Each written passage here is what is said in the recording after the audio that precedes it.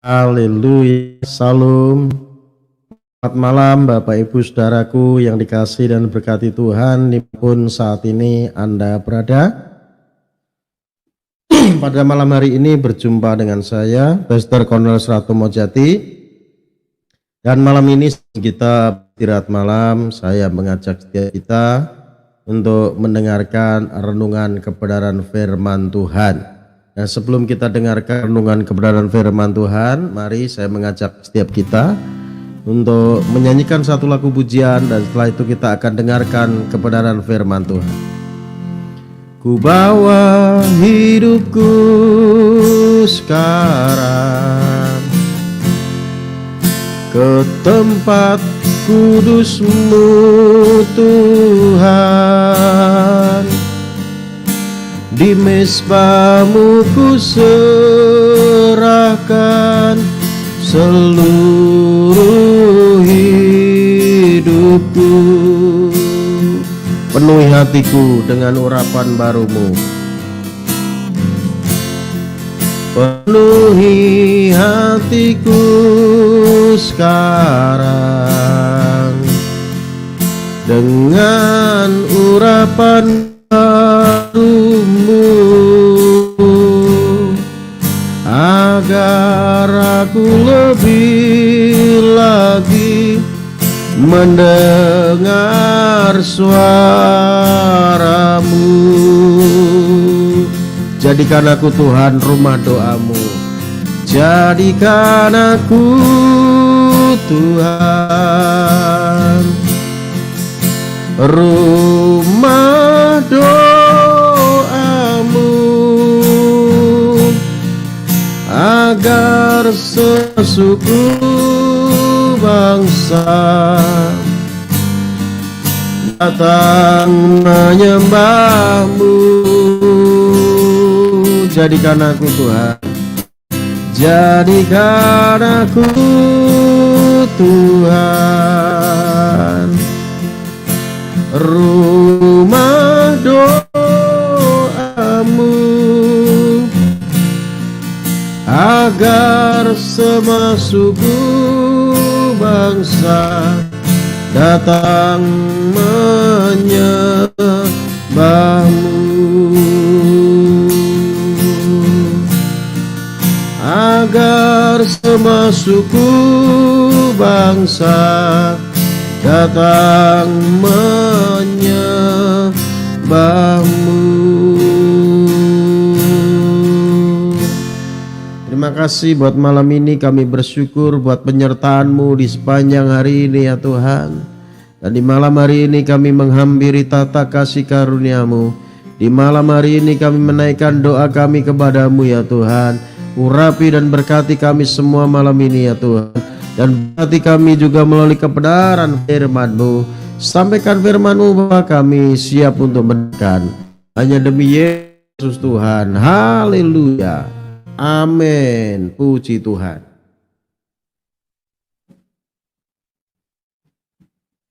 Baik saudara yang dikasihi dan berkati Tuhan, pada saat malam ini saya akan menyampaikan kebenaran firman Tuhan untuk mengingatkan kita sebagai orang yang percaya kepada Tuhan. Kita memiliki tanggung jawab yang harus kita lakukan, yaitu apa? Menuntaskan atau menyelesaikan amanat agung Tuhan kita Yesus Kristus. Sebelum Yesus naik ke surga, Yesus memberi perintah kepada murid-murid pada waktu itu. Tentunya ini berlaku bagi setiap kita orang yang percaya pada Tuhan. Perintahnya itu apa? Di dalam Matius 28 ayat yang ke-18 sampai 20. Tuhan Yesus katakan begini, segala kuasa di surga dan di bumi telah diberikan kepadaku. Oleh karena itu aku berkata kepadamu, pergilah, jadikanlah semua bangsa muridku. Baptislah mereka dalam nama Allah Bapa, Putra dan Roh Kudus. Ajarlah mereka melakukan segala sesuatu yang seperti aku ajarkan kepadamu. Ketahuilah, aku menyertai kamu senantiasa sampai kesudahan zaman. Jadi ini perintah buat murid-muridnya pada waktu itu yang dikenal dengan istilah Great Commission atau amanat agung. Dan perintah ini buat masa sekarang ini adalah buat kita semua orang yang percaya kepada Tuhan.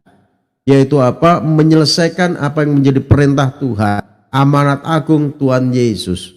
Tuhan katakan segala kuasa di surga dan di bumi telah diberikan kepadaku. Artinya semua kuasa diberikan kepada Tuhan. Tidak ada melampaui kuasa Tuhan. Semua ada di tangan Tuhan. Dan Tuhan Yesus mengatakan kepada muridnya di dalam Kisah Rasul 1 ayat yang ke-8. Kamu akan menerima kuasa kalau Roh Kudus turun ke atas kamu. Dan kamu akan menjadi saksiku di Yerusalem, Yudea, Samaria, bahkan sampai ujung bumi. Dan ini yang diperintahkan oleh Tuhan. Supaya murid-murid Yesus memberitakan kabar baik, menuntaskan, menyelesaikan amanat agung Tuhan Yesus untuk menjadikan semua bangsa murid Yesus. Dan ini tugas kita semua orang yang percaya kepada Tuhan, yaitu menuntaskan atau menyelesaikan amanat agung Tuhan Yesus. Namun banyak orang yang percaya kepada Tuhan tidak melakukan ini. Banyak orang percaya kepada Tuhan tidak peduli akan amanat agung. Banyak orang percaya kepada Tuhan cuek saja, diam saja.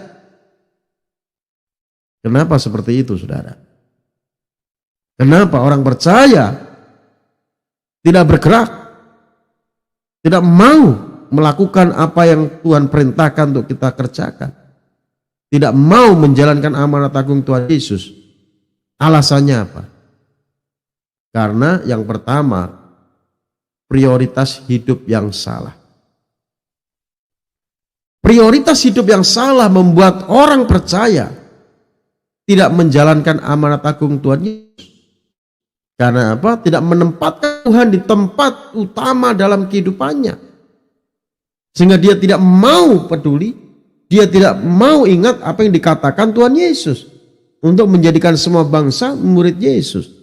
Karena prioritas yang salah. Seandainya orang percaya memiliki prioritas yang benar, yaitu menempatkan Tuhan di nomor satu dalam kehidupannya, maka saya pastikan tidak ada orang percaya yang tidak menjalankan tugasnya menyelesaikan amanat agung Tuhan Yesus. Apa yang menjadi prioritas dalam kehidupan saudara? Bisnismu kah? Keluargamu kah? Hobimu kah? Studi? Pacarmu kah? Siapa yang menjadi prioritas utama dalam kehidupanmu? Kalau itu semua menjadi prioritas utama dalam kehidupanmu, saya pastikan sudah memperdulikan amanat agung Tuhan Yesus. Namun sebaliknya, kalau semuanya itu dijadikan nomor sekian, nomor satu adalah Tuhan Yesus, saudara akan melaksanakan amanat agung Tuhan Yesus. Kalau kita mengutamakan Tuhan, memprioritaskan Tuhan dalam kehidupan kita, gak perlu takut, gak perlu khawatir. Tuhan akan atur semuanya. Mungkin saudara menatap saya dan berkata, Pak, urusanku itu begitu banyak.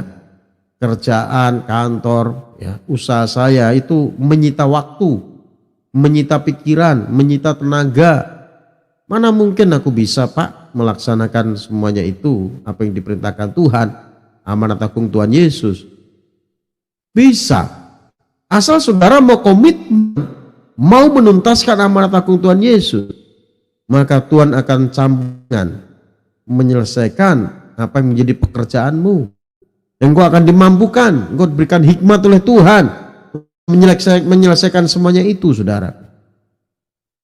Tapi kalau saudara atasi dengan kekuatanmu sendiri, saudara fokus dengan pekerjaanmu, bisnismu, usahamu, apapun yang kau kerjakan, maka saya pasti ya sudah stres pada saat tidak mencapai target. Namun kalau saudara nomor satu Tuhan dalam kehidupanmu, maka Tuhan akan campur tangan menolongmu dan semua dianggap jadikan enteng, saudaraku. Karena Tuhan bekerja. Amin. Ini yang pertama. Lalu yang kedua, kenapa orang percaya tidak melaksanakan tugasnya menjalankan amanat agung Tuhan Yesus? Karena apa? Karena sikap masa bodoh. Karena sikap cuek. Tidak peduli orang lain. Orang lain mau masuk neraka, terserah. Sikap cuek, sikap masa bodoh inilah membuat orang percaya tidak melaksanakan amanat agung Tuhan Yesus. Kalau dia berpikir yang penting aku sudah terima Yesus, aku sudah diselamatkan, ya sudahlah itu untuk aku. Yang lainnya masa bodoh. Gak bisa seperti itu, saudaraku. Tuhan akan minta pertanggungjawaban atas setiap kita.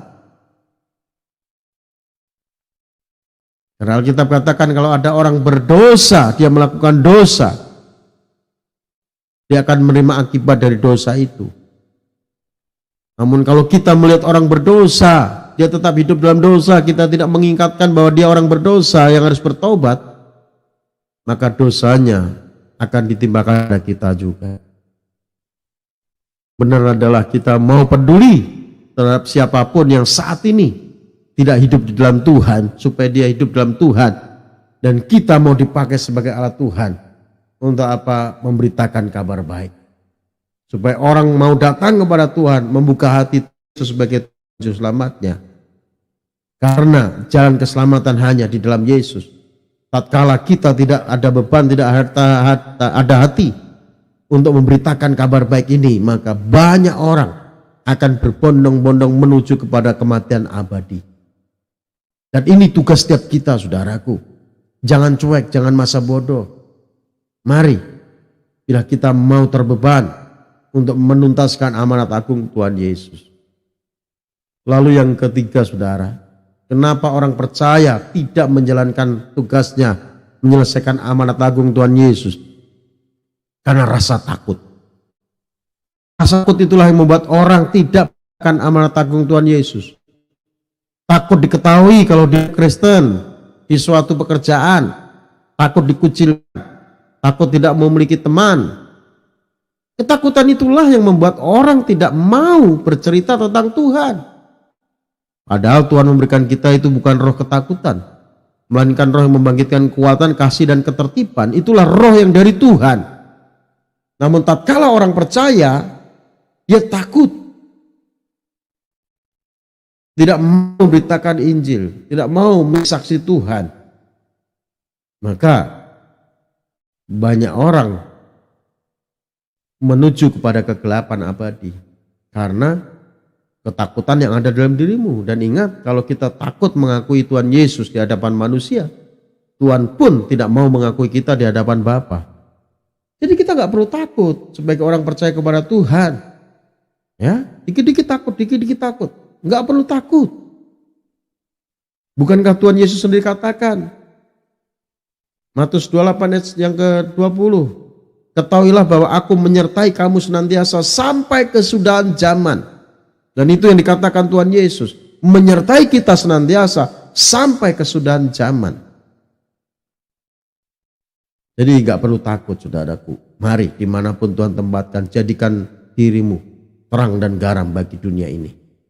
Akui Yesus dalam segala langkahmu, maka Tuhan akan meluruskan jalanmu. Tuhan akan membawa engkau di jalan-jalannya Tuhan yang penuh dengan kebahagiaan dan kemenangan.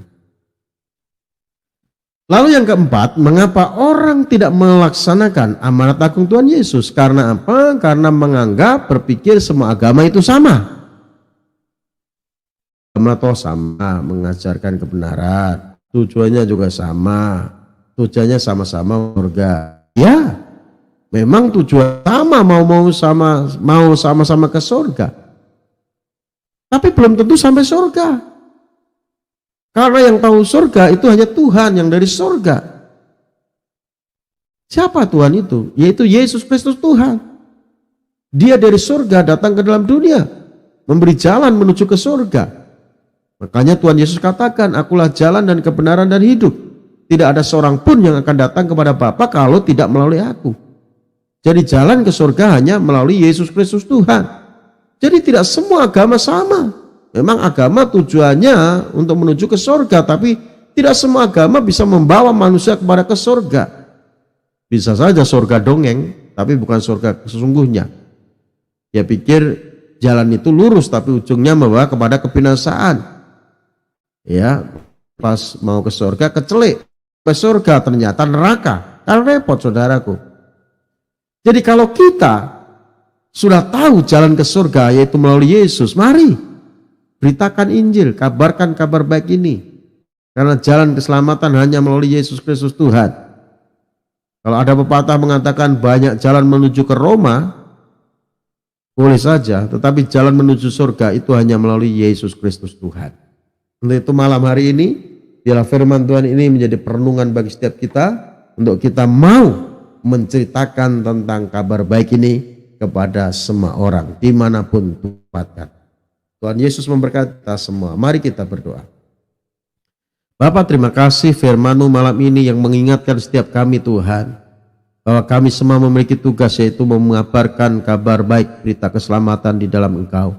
Untuk itu mampukan kami, urapi kami, pakai kami Tuhan sebagai alat untuk kemuliaan nama-Mu. Berkati kami semua, limpahi dengan kasih anugerah kebaikan-Mu. Terima kasih Tuhan buat malam ini, dan kalau sebentar kami istirahat Tuhan, memberikan kami istirahat dengan tenang, aman, nyaman, bangun pagi dengan tubuh yang sehat, diberkati oleh Tuhan. Dan sebelum kami berpisah Tuhan, kami merindukan Engkau memberkati kami semua dengan berkat yang terbaik dari surga. Mari kasih Tuhan permata hati Tuhan, arahkan hatimu untuk kita menerima berkat yang terbaik dari Tuhan.